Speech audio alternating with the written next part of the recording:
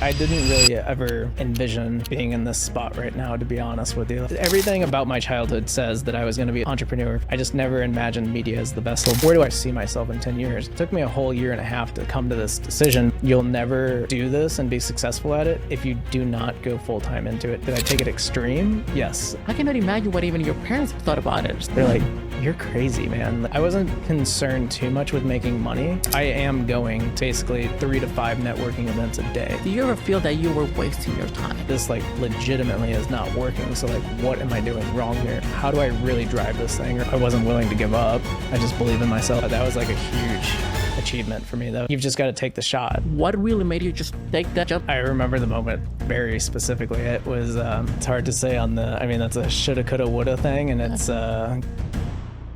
Welcome back to another episode. Today's guest is an entrepreneur and a relentless human being. This guy achieves whatever he sets his mind to, from quitting his job and moving to Australia to co-founding and building this beautiful studio we're recording from right now. Without further ado, let's welcome the founder of Pouch Media and co-founder of Pouch 6 Studio, Ryan Gallego. How's it going, Ryan? Welcome to the show, man. Thank you. Thank you for having me on. Appreciate the kind words. Excited to be here. Excited that we finally have this conversation. Been looking forward to it for a while. And before we dive into the nitty-gritty of a conversation, tell me a little bit about your background, your early businesses, and what got you into filmmaking and media production industry. Yeah, so at a high level, went to school for economics and finance and specialized in portfolio analysis and wanted to go work on Wall Street as a investment banker, hedge fund. And but I had also picked up my first camera whenever I was 14 and had been doing some sports photography for a startup back home in St. Louis all throughout high school and college. And, with all of that, Amazon had recruited me out of college my junior year. I think kind of took this hiatus from media post college while I was at Amazon for those 3 years. I wasn't really doing much with it, and then all of the media didn't really rekindle with me until I went on this trip over to Croatia, and I bought a drone, and then I was like, surely we're gonna capture some cool sunsets while we're just kind of yachting around from the islands and stuff, and just put the drone up into the sky the first night that we're there, capture a dope sunset, and then post it on Instagram. And then next thing I know, the marketing director for the Yacht Week comes over and asks if this is my video. I say, yeah. She says, my videographer didn't show up this week. Would you mind grabbing some content for us with your drone and with, this brand new GoPro? And here you go. We'll get you into all the VIP parties if you do this for us. And my stomach kind of flipped upside down because little did she know that was the first time I had ever flown a drone and let alone really dabbled into video that night. And I, reluctantly just said yeah.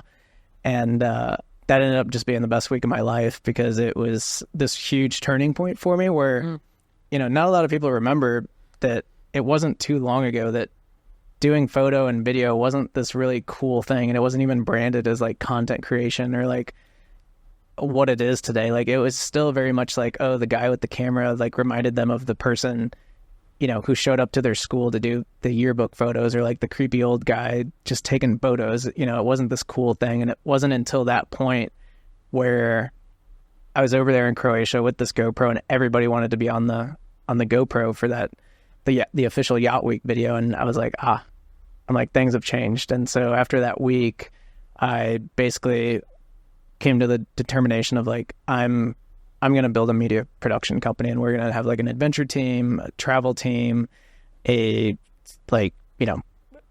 luxury team, real estate team, car team, and we're just going to go do all these things. And I just gave myself a year at Amazon to quit. That way I could stockpile some cash, and I still had some stock that I was going to let vest. And then from that point I said I was just going to move to Australia and go build my portfolio and just go for it. So that's a great story, man. And yes, as you said, and I've talked to other people who are into the content creation, videography, and I told them, it's 10 years ago, 15 years ago, even 8 years ago, it wasn't a big thing. Nobody was it's just looking.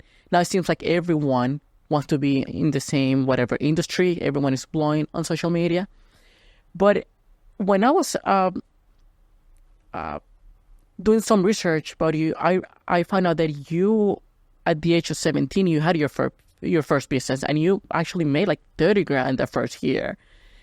And I understand that you said that you wanted to go to Wall Street and have all this and be in investment banking, but at the age of 17, 30,000 is a lot of money, right? And that was what, 12, 13 years ago, I would say. Yeah. Yeah, 13 years ago to the day. Yeah, there you go. 13. That is even more money. What made you just do? Because it would have been so easy to tell your parents, "Hey, mom, hey, dad, look, I made this much money. I can just delay school for a year or two, and I can always start college late. Let me see where this takes me."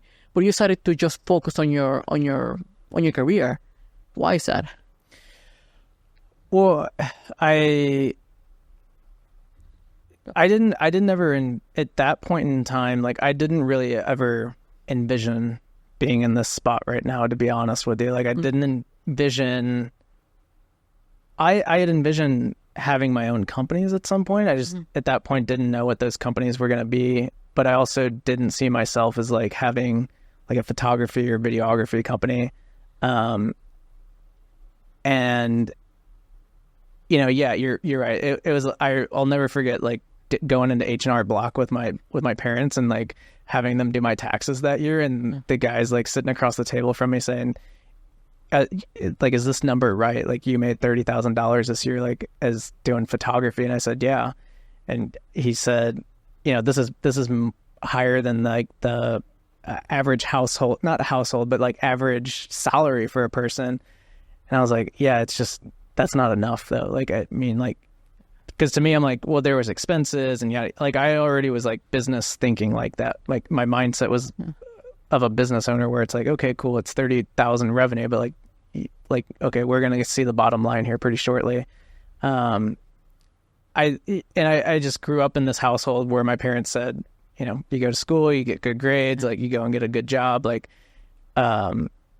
they were, you know, that's all I knew at that point, like of like how to go make good and big money, and you know what life looked like. And it wasn't, you know, when I got recruited out of college by Amazon in my junior year, that was like a huge achievement for me. That was a huge achievement for even like the college that I had gone to. Like, it was like this, like, holy shit, one of our students just got recruited by Amazon, because Amazon still wasn't what Amazon was even back then. Like, it was still kind of a big but startup vibes, you know, like, but yeah, I just never saw everything about my childhood says that I was going to be an entrepreneur, from like having the lemonade stands to shoveling snow to like cutting grass. Like, everything said that I was going to be here, but I just never imagined media as the vessel. But it's, you just, you know, I think you just follow your passions, and you follow like what you're having fun with, and like you just end up where you need to end up at, you know? Yeah, that is a very cool thing. And it's true what you're saying. It's like, people can hear these big numbers, I guess big numbers when you're that young, like 30,000, yeah, revenue, but you have all the expenses, the equipment and all of that. But seeing success early on would have probably boost your confidence, like, oh, I can do this shit if I wanted to. But then let's fast forward, you're at Amazon, that's what, probably 2018, you're at that point, what, 24, 25 years old? Yeah, I was at Amazon from 22 years old to 25 years old. So you're at that point, before you quit your job, like a senior financial analyst there, making probably like a decent amount of money, being very, very comfortable, because it was way different to when you used to be in operations, right, before. And it was like a nightmare, especially with the warehouse and all of that. You were very comfortable with your job, with your salary, and taking that leap of faith of, let me quit my job and follow my dreams, is not as easy. In fact, I don't know if you ever thought about it, because I read on this book from Robert Kiyosaki, the author of Rich Dad Poor Dad, on his book, The Cash Flow Quadrant. I think that's the book. He tells a story when he and his wife get to Phoenix, Arizona. They have no jobs whatsoever. They're kind of broke, but they're focused on growing their business. They made a promise to each other of not getting a job for the fear of getting too comfortable with a salary. Because again, it is harder for you to really grind on your business or really take risk when you have a safe bet. What made you just to take that? Like, you know what, I'm gonna quit. Yeah, sure, I can come back if need be, but that's not a safe bet. What really made you just take that jump? It's like, screw it, I'm gonna go for it. Yeah, it's. I remember the moment very specifically. It was like, even though I had gone on that trip and then I formed the LLC for Media Pouch in 2018, like I ultimately didn't go full time into Media Pouch and leave for Australia until May 2019. So it took me a whole year and a half to come to this decision, but it was the winter of, so it was December 2018, and I was back home in St. Louis visiting some friends, and my one buddy, he ran a like very successful like custom tailored suit company, and you know, I'm like, that's all he knew, right? Like, he was just an entrepreneur, business owner. And I remember asking him, I'm like, how'd you do it? Like what advice do you have for me? Like, how do I get this thing off the ground? Like, what do I need to do? And he just straight up told me, you'll never do this and be successful at it if you do not go full time into it. And you have to remove the safety net beneath you, which is your corporate job. He said, this thing will always be a side hustle, your side baby, like whatever it is, it'll be your side. It'll never be your main thing. And you have to quit, and you have to like go into it full time, and you have to like put yourself in this scenario and these conditions and parameters where it's this or nothing. And so that's what I did. Like that to me was the, okay, I'm actually doing this, you know, like, because even if you back up to like the Croatia trip, it was ambition at that point that wanted me to do it. But then the actual decision of like, this is real, I'm going to do it, was at that point in time. And, you know, thank God he told me that, because he was absolutely right. And so did I take it extreme? Yes. I moved to Australia, where it was new continent, new country, new people, new culture, like big transition from corporate to like entrepreneur, like, you know, new skill set, new everything. But in that, those are the parameters in the scenario that I wanted, was like, I want to know if I have what it takes to sink or swim. So. I mean, that must be a scary shit. And what your friend said is true. It's like, it's a do or die. Yeah. So it forces you to really push yourself. Like, well, you never know. You're never going to know until you try it. But I cannot imagine what even your parents thought about it. It's like, wait, hold on a second. You have this comfortable job. You're making good money. You're still young. You're building your career in corporate America. And you want to do what?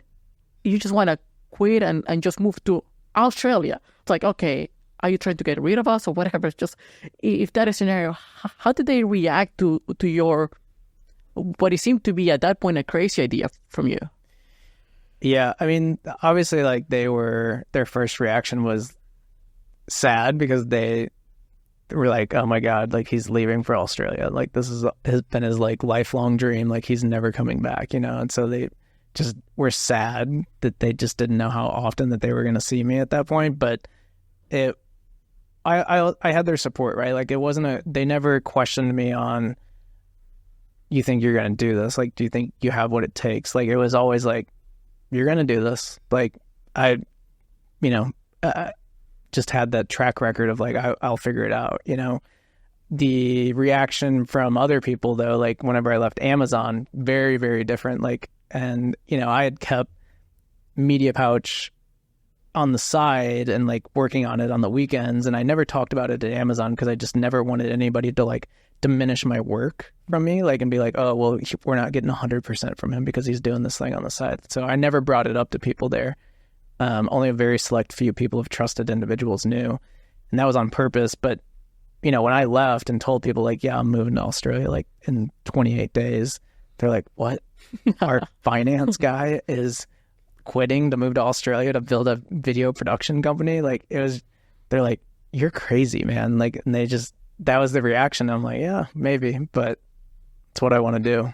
So that was the reaction from both sides. So yeah, not that they were unsupportive on the workplace side, but more of just like, I think shocked of like, wow, like, whoa. And then on my family side, like, it was, you know, more supportive in the sense of like, just let us know what you need from us. But yeah, fast forward to today, and like I still talk to a lot of those people at Amazon, and they're like, it's incredible what you've built. Like, it's inspiring to see like that you took that leap, and I can do that too. So yeah, because I mean, as you well know, it's not normal.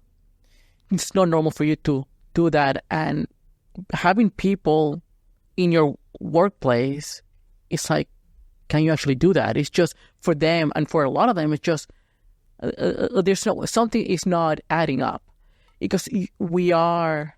I'm not gonna say why, but then we grow up in this environment where taking those risks is not a safe bet. So I'm actually. It's cool to see that you still inspire those people who used to work with you. It's like, okay, this guy, we thought it was crazy, and I mean, moving to Australia and trying to launch your business there. With you only had like a one contact there. I think one of your friends lived there, but other than that, nothing. yeah. And look where you are now. So it is a very, very, very cool thing. Take me to Australia, because you were only there for 5 months, right? Because your visa thing. How do you get customers there? Yeah, I mean, that was interesting. One of the most strategic things that I did before I went over there, like I knew what my parameters were, and I knew that one of the things that could help me with that in building the business was going to be like, well, I'm not going to go rent a place on my own because I don't want to isolate myself. So I'm going to get a roommate. And if I have my pick on who the roommate is, it's going to be somebody that is Australian and that they're an entrepreneur. And so that's what I did. I found somebody that was exactly that.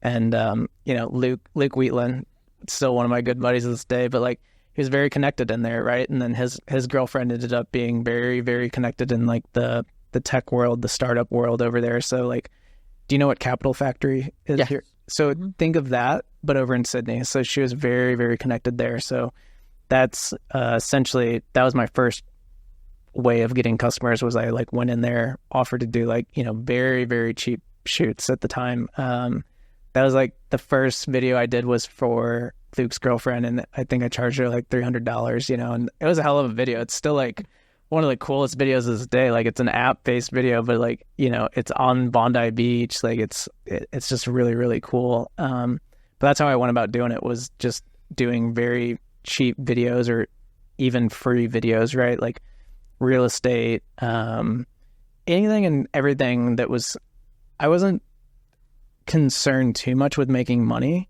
more so that I was concerned with building a really cool portfolio while I'm there. Like, I want to really come back, if I'm coming back or just in general, I just want to have a cool portfolio. So I did businesses, real estate. One of the coolest videos I've still done to this date is like the seaplane video, like that was just cool. Like, I just wanted to make really cool, dope content over there. 'Cause I had set, aside like a good chunk of money from like Amazon and whatnot. So like, I wasn't too concerned about it, more so like just really building a cool portfolio. And I was just taking, any lead that I could get while I was over there. And a lot of that just came from networking, right? And from the moment I got there, that was very strategic with picking my roommate. And I knew that if I had the right person in my life that close, then everything else would follow, and I'd get into the right circles.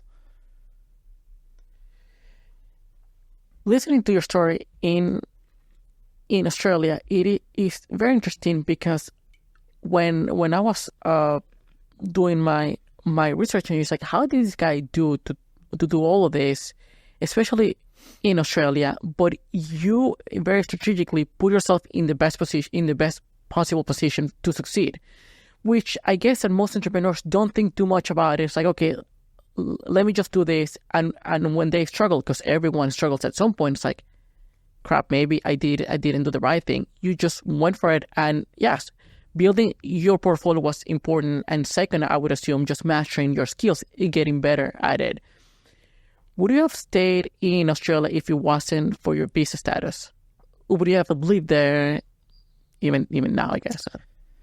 It's hard to say. It's hard to say that's a shoulda, coulda, woulda thing. And it's, that's going back and looking at it. I'll say this, there was definitely like, I thought that I was going to be able to sponsor myself. And there was, basically I talked to 2 different lawyers, and there was 3 different scenarios. And or there's 3-4 different scenarios, and all 4 scenarios just didn't work for me. I was like, they just don't work, And so I had to have this really tough, conversation with myself of like, is it worth it or is it not worth it? And in the sense of like, well, where do I see myself in 5-10 years? Like more specifically, I was thinking about 10 years. Like where do I see myself in 10 years? And the, decision I'm coming back to is like, well, I see myself in Austin in 10 years, like I don't see myself living the rest of my life here, but I wanted to come and live here. And so if I see myself in Austin in 10 years, then, and these are my decisions and my outcomes of like, and this is what it's going to cost, or this is what it's going to take from me, or this is what I'm going to have to give up. Like, then let's just cut the cord short and just move back home if that's where I see myself, and let's just build there. Sure. Why Austin? Because I know that you were in this area for when you work at Amazon. Yep. What way to just choose out of all the cities in the U.S. or in the world? What's like why Austin was your things like I want to live and build my company in Austin? Yep. So we gotta go backwards to college. And what was I studying? I was studying economics and finance, portfolio analysis. I wanted to be an investment banker or like hedge fund. And so at that point, I was also considering, well, maybe I'm, at a wealth management company or like, running a family office or something. So I'm thinking, where's the most amount of money in the US? Well, it's Texas. Okay, well, where's the money in Texas? It's basically, it's a triangle, Austin, Dallas, Houston. And that's because there's a ton of oil money there, right? Mm. So for me, it was important of getting in one of those cities because I knew that that's where the money is flowing in Texas because of oil. So if there's oil money there, then I can basically get a bunch of wealthy clients and I can work with them on any of those 3 levels. And so when that became a thing, I was looking into getting my master's in financial engineering as well. One of the top places you can do that is here at Austin, like UT McComb. Oh, really? It's getting a financial engineering degree, your master's in it. And so I had come down here with my buddy to go like do a grad school visit, and the entire weekend we were down here, it was just great. I was just like, this is insane. I'm like, you've got the school here. I'm like, there's cranes in the sky. Like things are getting built. You got Lady Bird Lake. Like you can go and walk and ride your bike. You can kayak, paddleboard out there on Lady Bird Lake. I mean, and then we're out there on Lake Travis one day on the boat. I'm like, these restaurants are great. I'm like, this is the place to be. I'm like, this is like, I want to be here. And so then when Amazon recruited me, they're like, well, where do you want to live? And I said, Austin. And so they put me down here. And I think ever since that grad school visit, I just knew Austin was home. Like it's always just been my place, where I feel most at home at. That's interesting because when you mentioned at the beginning of our conversation that you wanted to get into the hedge fund and all of that, the first thing I thought was New York. It's like, okay, that's the mecca of Wall Street, the financial market, and all of that. So choosing Austin instead of New York, it's like, okay, I don't know if I can see that. I can see from a financial standpoint of having wealthy clients and running just a fund, but not being in the epicenter of the stock market, I guess. And the other thing I had no idea, and you opened my eyes, was the UT had one of the best masters in financial engineering. And do you ever consider to do a CFA at all? Or I did consider like that was going to be part of my roadmap. It was basically going to go do my master's in financial engineering, get CFA and all that good stuff in like Series 7 if I went that route, but didn't go that route because Amazon recruited me. So there you go. Interesting. So, okay. So you were there for Australia 5 months, had a great time, a blast. You built a portfolio, moved back to Texas. Yep. how was the whole process? Was it easier for you to bring customers, or it was a slow process? Do you gain momentum right away? No. I mean, Media Pouch did not. So I come back in November. Well, I think I spent a month at home, so I'm really coming back down to Austin in December of 2019. And then, so December, January, like it's all pretty slow up until March. And I'm like, I think I made like maybe one sale, and it's slow momentum because I like, for perspective and context here, I am going to like basically 3 to 5 networking events a day. That's a breakfast, a coffee, a lunch, happy hour, dinner, like, and this is between San Antonio and Austin. Like I'm just like covering the entire thing, trying to just go network with people, get the word out there and stuff. And, I was just barking up the wrong tree is all. And that's why I was slow momentum starting out. And, you just don't realize that when you're starting out in business. Like, you just don't realize that you can be talking to a lot of people, but all those people might be the wrong people that aren't interested in your product. And it doesn't mean that you got a bad product. It just means that you're talking to the wrong people. And it really wasn't until COVID fully went into effect in like, I think March, where things really started shutting down, where people were like, oh shit, I need to like somehow communicate to my audience and community and customers.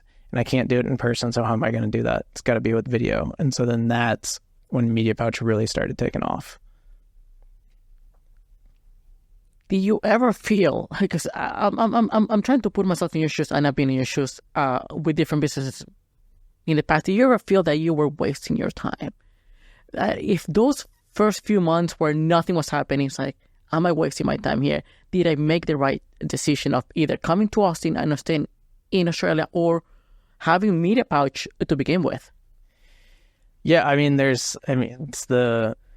it's the biggest factor as an entrepreneur of like, am I spending my time on the right things? Am I spending my time on the wrong things? Like, is this the right thing to do? The wrong thing to do? Like, should I even be doing this? It's all a learning lesson. Like it's what you've just got to love the process, right? And you've just got to be patient with it, because there was like during those 3-4 months of like going to all those networking events, I'm like, this is not working. Like how, like, so number one, then I just start paying a little bit of money to like sponsor these networking events where it's like, okay, cool. I don't have to go and shake everybody's hand and meet 100 people, but I'm going to get up on stage for like 2 minutes or like 1 or 2 minutes and then just speak. And then I'm going to get everybody that way. And then it became, well, this just isn't the right audience. And I'm like, well, who are the people that I want to talk to and do business with, and where are those people at? And I was like,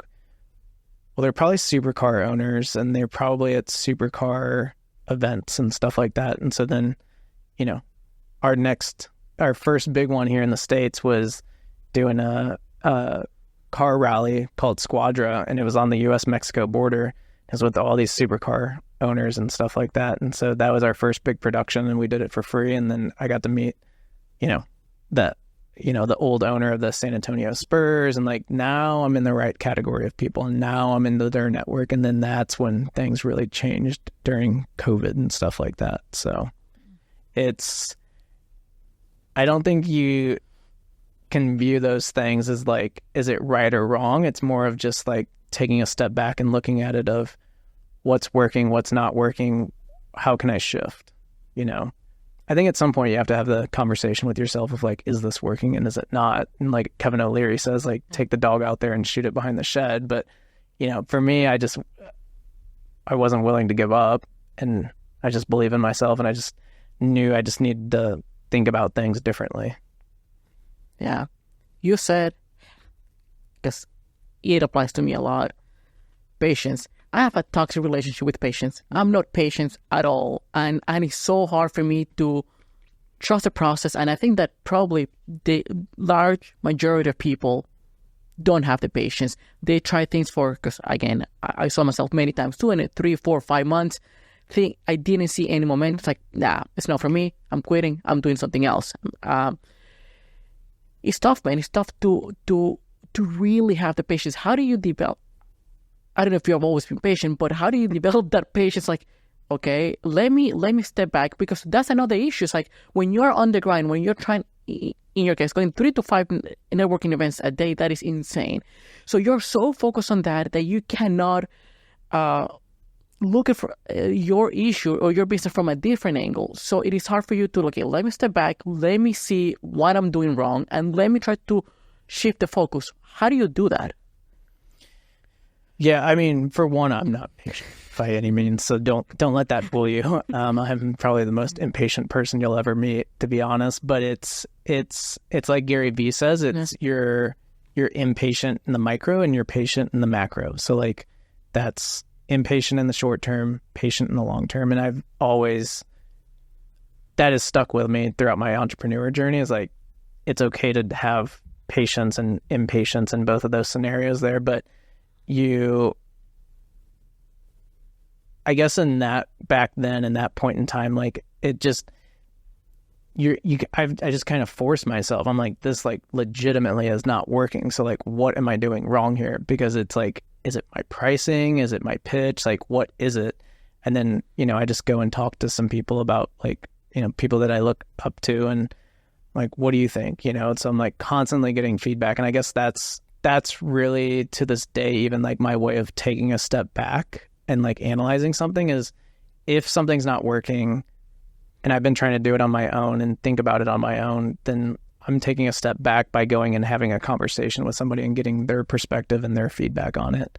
The only thing that's changed now is like, because I've been doing it since 2019, so it's about 5 years now, I have learned these things along the way. And so I'm able to,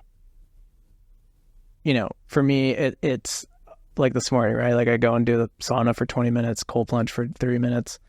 Those are my reflection stages now where I'm like, okay, here is my 25 minutes to be like in my head and think about the things that I want to think about, right? So, but also too, it's changed in the sense of like, now I've got my team in place, right? Like I've got my team at Pouch 6, I've got my team at Media Pouch, like everybody's exactly where they need to be.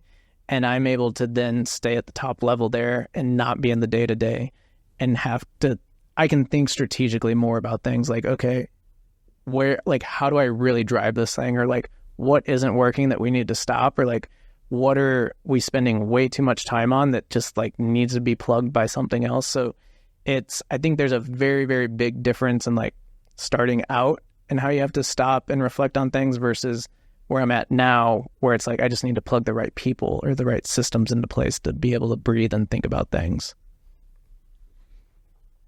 Yeah, I can see that. And you mentioning that the sun and cold plunge and all that. Yeah, you can do that now. And for people, whoever's listening and trying to start their own business, that's not what you need to do at the beginning. It's just what you need to do is just grind. Yeah. It's funny because I've seen all these videos on YouTube, people trying to have their perfect morning, people having their perfect environments. Like, you need to grind. And you were grinding for years before you. Sure. Let me take a step back. Let me now manage people. Let me work on my business instead of working in my business. For sure. So that is a cool thing that even though it seems common sense is not common, and every now and then we need a reminder that focus on the things that you can control and don't micromanage. Start expanding yourself and trusting people around you that you can do, so you can grow your business instead of being, grinding. When you start taking off, I would say mid 2020, you target real estate or $1 million houses and luxury car industry. Why was that? You felt that was that from the get-go the industries you wanted to go to? Yes, I did want to be in luxury real estate production. One, because $1 million homes, like, it just makes for really cool content. Mm-hmm. But two, that's also where I knew the clientele was at. Like, I know that the person that's driving the supercar, the person that has the $1 million home, the person that has the yacht, the person that has the plane, at the top of like who owns those things, those people are the business owners, the entrepreneurs, the people who have businesses that I can go and create more content for. So I just need a way to get to those people. So it was like, again, very strategic on how do I get to meet these people and how do I get in those circles and those networks. I think that was very, very smart. I don't know if you, I don't know if you had this idea when you were doing this, but I was watching a conversation on YouTube between Alex Ramosis and the CEO of Shopify, and they were discussing saying that you roughly make 1/10 on the wealth you're able to help somebody else make. So if you help your client make $1 million, then you're probably gonna keep 100,000. Yep. But if you help somebody make $1,000, then you're only probably gonna keep 100. So it's way easier to find that one customer that you make $1 million than trying to find 1,000 customers that making 1,000. So people think too much, I guess. They don't give themselves enough credit. It's like I cannot target very like high ticketed items like luxury cars or these very wealthy companies or people because I don't feel confident to do it. You just say, well, that's where the money's at. And if I want to grow this fairly quick, I need to target those. Yep. That and like all of that is true. And you just have to, if you know that all of that's true and that's where you need to be, then you just have to get in front of those people. And like, what's the best way to get in front of these people is like you add value. Like there's like that entire shoot that we did for Squadra was a 3-day shoot. We had 2 FPV drone pilots. We had 3 camera operators and I had 2 drivers. Like it was a massive production. And like, we did it all for free just to build the portfolio, but it was to provide the value because I didn't have a portfolio at the time for them to look at and be like, oh, trust me and pay me. But it's like, I'm willing to do this for free to show you my value and my skill set and like what we can produce. And then once you do that, now you've got the check of approval and the validation from them. And if you get that, this is how it all played out, right? That video, those videos came out amazing. And the sponsors of that video the sponsors of that event, like some of them were Lamborghini, Ferrari, and then McLaren. All 3 of them are in my inbox, in my like Instagram DM box 2 days after we put that video out. And they're like, hey, we want you guys to make more videos. We want to work with you. And that's like how we started working with them because we got the checkbox of approval here. And then those guys wanted it. Well, then guess what else happens? All 3 of those high-end supercar companies, now I've got their like logos that I get to put up on the website, like trusted by Lamborghini, trusted by McLaren, trusted by Ferrari. And then what does everybody else see? Well, if those guys trust them, then we should trust them. So it's one of those things too, where you've just got to take the shot because it all trickles down, right? Like if you go for the top, it's all going to trickle down no matter what. So why not start there? Yeah, build a strategy that will make your life and your and the growth of the company easier rather than okay, let me target this small or whatever car event and then just move out from there because that's what most people feel like. It's like just go and break something, go break the rules, go and try the crazy thing. Worst thing that can happen, you fail again. A lot of people, including myself, for many years. It's like, you know what? Let me go on the safe route. It is proven time and time again, regardless of who you talk to, that when you use your approach, good things happen more often than not. Yeah. So, Ryan, let's talk about your mindset for a second. It seems like from outside looking in that you achieved whatever you set your mind to. You had this lifelong dream of moving to Australia. Then you wanted to target the luxury car business or industry, and you eventually went to work with a Formula One, and you accomplished all that. How do you do that? Whatever you put your eye on, you go ahead and do it and accomplish it? I think it's just manifestation, to be honest. Like, I mean, it time and time again, like if you manifest it, and to be fair, like I don't think I really believed in manifestation up until probably a year and a half ago. And before then, my mindset was just like, if you want something and that's on your mind and that's top of mind, then like you're going to put yourself in those scenarios because that's what you're thinking about, right? And so it's just gravity and magnets pulling things. Like you're just going to see things differently. It's kind of like the car scenario, right? Like you buy the red car, like the red Jaguar, like then you're going to see a bunch of other red Jaguars on the road, right? It's the same thing with like mindset. Like if you want this thing, then you're going to start seeing a lot more opportunities for it. And so manifestation, and it's just also just like how I envision life, you know, it's like, well, these are the things I want to do. So like, how do I get to do them? You know, like I don't think you just get to go there. Like there is like, I think there's a lot of like not pre-qualifications, but there's a lot of things like that you're going to have to do to set yourself up for success. Like being lucky is just being at the right place at the right time and having the right opportunity align with all of your previous experience. Like that's what luck is. And I think manifestation's a little bit similar to that sense. Like you've just got to really tee yourself up for success. Like, you know, Formula One, getting to work with like Mercedes and TeamViewer and Lewis Hamilton, that was a huge dream come true. Like that's something that I didn't know when it was going to happen. I dreamed of it. But again, like you look back and it's like, what was going to happen? You know, like I worked with all of the supercar companies. Like we had this, you know, we created this studio that's centrally located downtown. Like we were doing all the marketing on it. Like we marketed it for F1. Like, of course, you know, like it's easy to look back on it and be like, of course it happened. But in the moment, you just kind of don't know it's going to happen, but you just keep on manifesting it, right? And like the most recent manifestation that's come true is like working with private jet company. Like I knew that like the supercar industry was getting really saturated, like a lot of videographers coming on the scene there. And I'm like, well, what's the next thing up from supercars? You know, you basically got yachts, and then you got private jets, and then you've got, you know, rockets, you know, like seriously, like, you know, like what are the next big things, you know? And I'm like, well, we're not really around a bunch of water and yachts. So like jets make sense. Right. And so,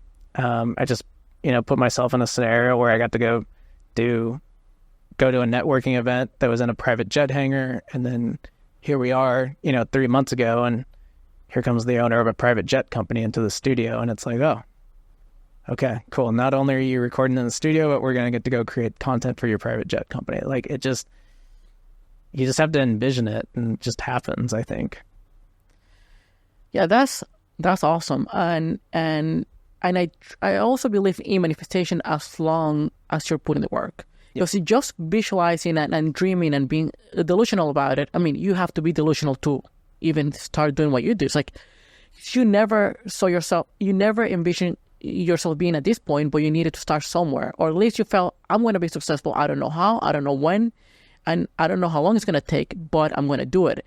And because if you have felt that that all of this wasn't possible, then why bother? Why bother even trying to do this? And I concur with you on the luck. And I think that if you go back to the Stoics, I think Seneca said that luck is whenever opportunity meets preparation. Yeah, that's what I meant to say. 100%. So basically, it's not, I mean, from even early age, 17, just doing that, whatever, photos and videos, you start building that without even thinking that, oh, one day I'll be working with Lewis Hamilton, a Mercedes, or even jets now. But you have to build for years those skills, that preparation, that you never knew where the opportunity was going to come, but you know that eventually it was going to come, and you were able to just go ahead and take advantage of that. Yeah, I agree. I mean, you just gotta have really big, crazy dreams and allow them to flow in and fit in whenever they do. So, right, let's talk about a little bit of your bucket list, because you have achieved some of your dreams, like, again, moving to Australia. Another check on your bucket list was swimming with shark. What is another dream or thing that you want to do at some point, but it seems at this point kind of crazy, kind of maybe unreachable, but why not even dreaming and trying to get that? Yeah, I mean, for me, what I've got what that next thing is for me is like putting in 5 more years of work for both of the companies and then selling them, and then, me and the family moving down to Costa Rica, and, Riley gets to grow up on the beach, and, hopefully she becomes like a little surfer girl. And I think I love that concept of just being in a kind of remote area like that. There's a ton of other reasons for it, but I really like that concept because my favorite childhood dreams or favorite childhood memories are, going down to the beach in Florida with my parents and family during the summers. And I'd love to, give that to Riley like all the time growing up, and same for MK, like where we're just in a beautiful place and kind of round all the riffraff, and for me to get out of the concrete jungle and to the real jungle. So that's the 5-year plan. That's awesome. 5-year bucket list plan. That seems a little, it's reachable, but it's a stretch, Hey, well, you want that. I mean, you want to be a stretch, because if it's not a stretch, then you're not pushing yourself. You're not really, you're not dreaming big enough, I guess. For sure. I have to have a challenge, and I have to be building things. Which now, based on your answer, it just leads me to a question. Have you thought if or when you reach that dream of moving to Costa Rica and with your family, how are you going to deal with the age of being on the grind, being just working? Because you would be, what, 35 at that point? Yep. So you're still very young. You're probably going to be, wealthy, well off. You don't have to worry about money. But then you're probably going to have that age. It's like, I need to be working on something. I need to be building or challenging myself to something. Yeah, I mean, I've thought about that a lot, actually, because it's, I think it will happen inevitably. And I think I'd just like to take some, I've been working since I was 14 years old. Like, I didn't really give myself breaks between high school and college, or college and the workforce and entrepreneurship. Like, I've just been going. So I'd like to give myself, 12 months off and just spend that time with my family and Riley, and then whatever happens. I've got a couple ideas, but I don't think it'll be media related. It would be more of like, it would be something big, like I'll definitely, I've been saying this for a while, but I think there's a really cool job out there of like getting onto like one of those F1 teams and like being like a team principal, CEO or something like that. Like, obviously got to have a really big track record for that, but that would be a 10-year stretch, I'd say. But I don't know, something that's, I think I'd fix my itch with something, but it wouldn't require as much hustle grind from me. Like, it would be in a more relaxed environment, like maybe it's like buying a yacht and then like you do the tours or something like that around Costa Rica or something chill like that. I mean, once you reach financial freedom, you're just like, okay, I don't have to be in the grind anymore, and I can enjoy my family, which is awesome. And yeah, I mean, that with working with F1 is a huge, I mean, it's a massive dream, but who says no, right? Yeah, no. I mean, I look at Toto, right? Like, Toto built a lot of companies, sold a lot of companies, and then there he is, like, chairman, CEO, team principal of Mercedes. So I look at things like that, like, like what is the next era, of my life? And it's like, I feel like I've gone from corporate to entrepreneur to co-founder, founder, and like, this last 6 months I've been really in like kind of my CEO era. Mm-hmm. And so then it's like, okay, well, where does a CEO go from there? And then after you're the CEO of your own company, is like, what doors does that open up? Like, I just think about the progression of like the career of that entrepreneur. Like, where are you at? Like, are you sitting on boards? Are you, CEO, chairman of like other big companies? Like, I don't know. Or consulting, who knows? Yeah, exactly. Well, Ryan, it was a total pleasure having this conversation with you. If people want to work with you or just be in contact with you, where can they find you? Where can they work with you? Or even if they want to rent a space for a podcast? Yeah, definitely. Well, I appreciate you having me on the show, and it was a really good conversation. And if people want to find me, it's just Ryan Gallego 0 on Instagram. And then from there, you can see both of the companies, Pouch 6 Studios and Media Pouch. And then if you want to make a booking, just pouch6studios.com. And then you just select your which studio you want, and then date, time, and then boom, you're here. Yeah, I mean, I need to cut a promo for your studio because, again, I was very new into the podcasting thing. I wanted to have a studio. I checked a few in Austin, and you guys were the one who were offering the best value for the money, and the whole technology with auto switching makes the job a lot easier. So whoever is starting to either have a podcast and want to have like a physical place to shoot it, or already have a podcast, man, Pouch 6 is just an awesome place. So yeah, I appreciate you guys building this, and I feel that a lot of other cities need a place like this. Yeah. Well, I think you'll see some interesting things by the end of the year. We'll have a much bigger downtown presence, and we might have a couple other states coming later this year. So that's awesome to hear. Well, Ryan, once again, thank you for coming, and all the best, man. Of course. Thanks, Daniel.